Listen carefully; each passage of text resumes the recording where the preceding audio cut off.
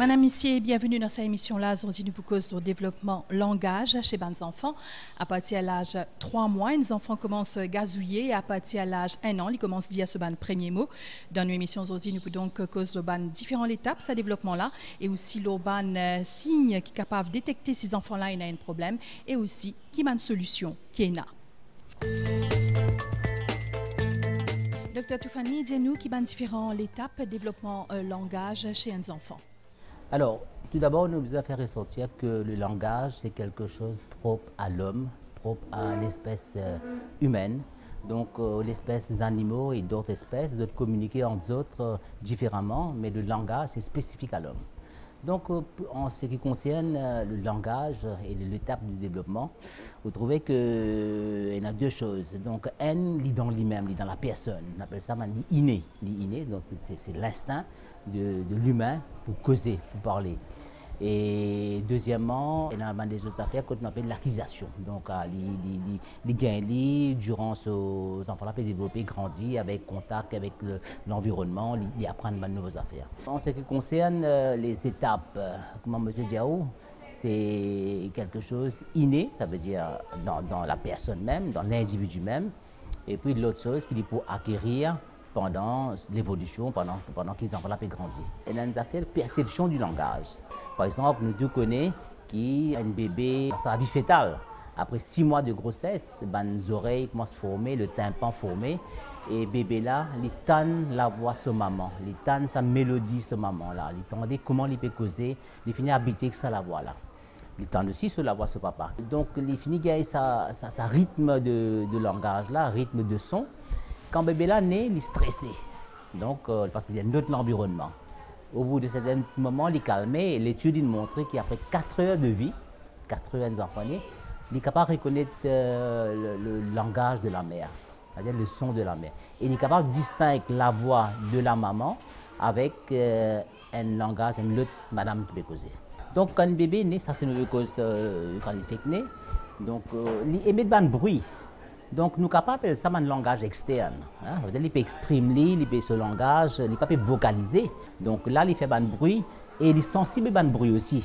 Hein? Donc, n'importe quel bruit fait, il tourne les deux. Donc, c'est une sorte de langage qu'il peut émettre aussi. Et on appelle ça langage externe. Et la première vocalisation, nous gagnons à l'âge de 2 mois. Donc, il fait un tapage, il fait un petit bruit comme ça, sans qu'il nous fait causer en lit, parce que nous tout connaissons, c'est à l'âge de 3 mois. Que ces enfants-là, ils commencent à gagner contact avec la personne, c'est la notion de sourire, réponse, ces enfants-là commencent à rire, nous causent en lit comme ça. Là, ils commencent à faire un bruit comme areux, des affaires comme ça. Et puis, ils viennent vers l'âge de 6 mois que les enfants-là commencent à babiller. Et babiller, ça veut dire qu'ils prononcent un mot, aléem, baba, aléem, sans prononcer un mot. Donc de 6 mois à 9 mois, 1 an, il y a beaucoup de changements dans le développement de l'enfant. Quand les enfants-là, ils commencent à comprendre, ils connaissent la notion de nom. Ils sont capables de dire non. Vers 9 mois, ils connaissent dire non, ils connaissent son prénom, ils sont capables de tourner vers la personne qui peut appeler. Donc il est un peu plus attentionné. Hein? Il rôde l'attention et puis lui aussi, il demande l'attention et puis il donne l'attention aussi. En principe, le premier mot, nous gagnons à l'âge de 1 an. Hein? Et 1 an, là, nous trouvons les parents, comment dire, nous, en tant que pédiatre, en tant que médecin, nous demandons qui est le mot qu'il dit. Il commence souvent par le mot classique, maman, papa. À l'âge de 18 mois, en général, je commence à faire environ vingtaine, trentaine, cinquantaine de mots. Et puis, à partir de 18 mois, là, nous appelons l'explosion lexique. Hein? Donc, l'explosion, quand je commence à prendre beaucoup de mots, jusqu'à l'âge de 2 ans, je commence à associer 2 mots. Hein? Papa va, papa paie. Toujours le langage va continuer à progresser avec l'accumulation de mots, de nouveaux mots. Et quand à l'âge de 3 ans, les enfants sont associés 3 mots. Un pronom avec un verbe, avec un complément. Par exemple, mot ambissa. Et puis, en général, à l'âge de 5 ans, tout ban complément, tout ban fonction de langage est parfait.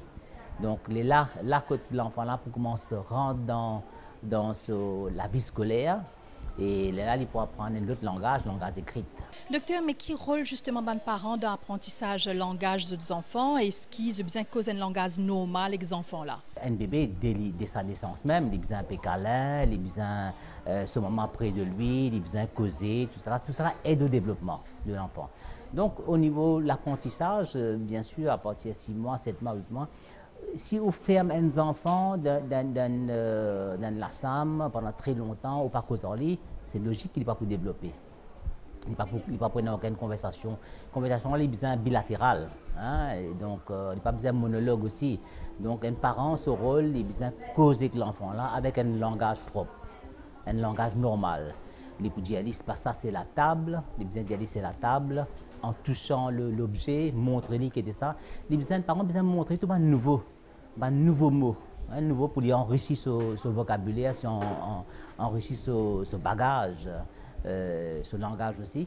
Donc, le rôle du parent, c'est très, très important.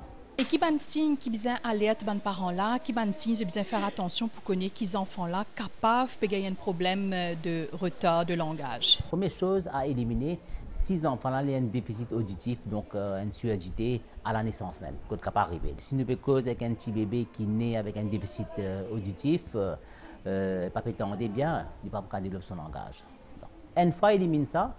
Là, nous avons des signes, des enfants normaux, qui ont trouvé que ce développement par rapport à ce l'âge, les papiers babiller hein, à l'âge de 5-6 mois, les papiers connaissent son nom, prénom à l'âge de 8-9 mois, les papiers dire ce premier mot, maman, papa à l'âge de 1 an, donc quelque chose pas trop normal, donc nous avons veillé ça de près. Maintenant, si nous pouvons un retard, un signe qui peut montrer que les enfants ont un retard de langage. Donc, nous avons un retard simple, on dirait. Un enfant, au lieu de causer à l'âge de 1 an, il peut causer à l'âge de 18 mois, ce premier mot. Vous comprenez? Au lieu de faire une association de 2 mots à l'âge de 2 ans, il peut faire à l'âge de 3 ans. Donc, un retard simple qu'on est capable de rattraper éventuellement. Rattraper par une speech thérapie, orthophonie, tout ça là. Maintenant, on a aussi un trouble de langage. Un trouble de langage qui est plus sévère. Hein? Donc, par exemple, si nous prenons le cas d'un enfant qui est autiste, des enfants, ils n'ont pas causé, ils ont un retard de langage, ils n'ont pas adapté en la vie sociale. Par exemple, quand on appelle les enfants, ils ne pas écoutent tout. Donc ça, nous vous pensez, attention, les surdité, les pas attendez. Par contre, les pas connaissent ce prénom, ou bien les indifférents, quand quelqu'un peut appeler, il est dans ce monde. Pour vous dire indirectement qu'il y a une maladie qui est associée aussi avec un retard de langage, mais il n'y a pas uniquement le retard de langage. Il y a un trouble du langage, il y a une maladie qui peut donner ça. Et dans ce cas-là, justement, qui ban parents besoin faire? Donc, ban parents, moi, pensez, quand je pensais qu'ils ont des enfants à un certain âge, pas peut dire un mot qu'ils ont besoin de dire. Donc, je pensais qu'ils ont besoin de consulter les autres, même avec un simple généraliste ou bien un pédiatre. Des fois, nous disons scolariser de bonheur. Hein? Par exemple, un enfant à l'âge de 2 ans et demi, il est capable d'aller à l'école prématernelle et souvent, des fois, nous trouvons quand il y a le prématernelle, nous n'avons pas de conditions à la maison. Ces enfants-là, ils tout seuls dans ce coin, ils peinent en interaction avec adultes, ils ne pas rentrer beaucoup. Par contre, dans l'école maternelle, prématernelle, ils sont capables de causer, ils sont capables d'interagir avec les autres enfants. Donc, les parents ont besoin de consulter. Et puis, nous devons voir si nous trouvons un lieu pour référer avec un orthophoniste ou speech thérapie. Là, nous faisons faire une séance. Donc, nous sommes à l'hôpital, nous sommes partout, une séance de speech thérapie que nous allons faire. Les à Stella, comment faire prise en charge des enfants quand on finit d'identifier qu'il y a un problème de développement langage, c'est ban speech thérapeute, ban orthophoniste qui prend ces enfants-là en charge. Tous les cas qui viennent dans speech thérapie, c'est des cas qui viennent référer. Alors, soit c'est pédiatre, soit c'est psychologue, soit c'est l'école. 3 cas de cas, c'est pédiatre définitivement parce que c'est des enfants en bas âge, très jeunes. Alors, je viens avec une référence, avec le souci que mes parents ont mentionné. Quand je viens que nous le rendez-vous, là, nous fait une évaluation. Alors, est-ce que c'est un retard au niveau de langage, c'est un souci d'articulation, c'est un souci de bégaiement, mais qu'est-ce qui se passe? Alors, c'est l'évaluation qui dit à nous. S'il y a un retard aussi, il faut dire à nous quel type de retard, à quel niveau et qui se cause aussi. Et la fois, c'est le pédiatre même qui finit à nous que, ok, il y a possiblement un syndrome, il y a possiblement une convulsion ou un retard mental, quelque chose qui, les récits finit diagnostiquer, il finit mettre pour nous. Là, notre prise en charge, c'est par rapport à ça. Nous faisons l'évaluation, nous expliquons aux parents que, voilà, nous trouvons tel et tel souci avec l'enfant, alors nous pouvons commencer à planifier la thérapie et nous commençons de telle façon. Parce que la thérapie, c'est comment dire, nous caractérisons l'escalier. C'est étape par étape. Parce que le développement, c'est étape par étape. Et nous commençons le développement que de enfant-là été et nous continuons par rapport à ça. C'est un holistic approach, d'accord? Parce que chaque cas, c'est un cas individuel. Alors, nous guettons sur l'environnement, nous guettons parents, nous guettons enfants, s'ils sont scolarisés, nous guettons l'école et tout. Alors, première session, je dis ensemble avec parents. Nous causons avec les enfants, nous jouons avec lui, dépendant de quel niveau il était.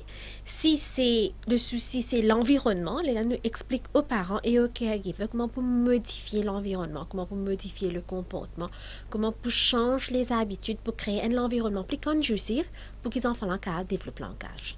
Là, par rapport à ça, après quelques sessions, nous prenons les enfants individuellement avec nous pour nous travailler individuellement avec lui par rapport à quel problème il y en a et qui nous supposé régler.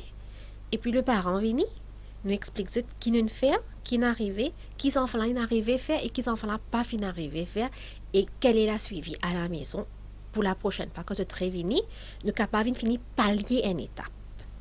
Langage n'est pas bien plié, une affaire qui est développée dans l'enfant sur l'environnement naturel. Alors, suivi avec les parents, très important à la maison. Plus de petits, plus nous avec une activité plutôt bien jouer. Plus de grands, nous avons au niveau des images. Par exemple, si je travaille au niveau structure des phrases avec un enfant, je peux plutôt au niveau des images, des petits livres d'histoire, parce qu'il y a beaucoup plus à parler. Maintenant, si je travaille avec un petit enfant, je les gagne sur l'attention, je les gagne imite-moi. Je prends une jouet, nous jouer ensemble, nous faire des sons, nous faire un petit effort et tout, que les enfants ont participé. Right? Alors, tout dépend avec qui enfants nous peut travailler, qui tranche d'âge et qui nous peut essayer d'agir. Si l'école même une réfère à nos enfants, définitivement, après quelques sessions, nous donnons un feedback à l'école de ce qui se passe avec l'enfant et nous demandons un petit rapport de quel progrès il fait, qui ça fait toujours pas un progrès. Et si nous prenons ça en charge en thérapie, définitivement, nous prenons ça en charge. Voilà, notre émission finie ici. Nous finissons sur le développement langage chez les enfants. Merci pour l'attention. À très bientôt pour une autre émission.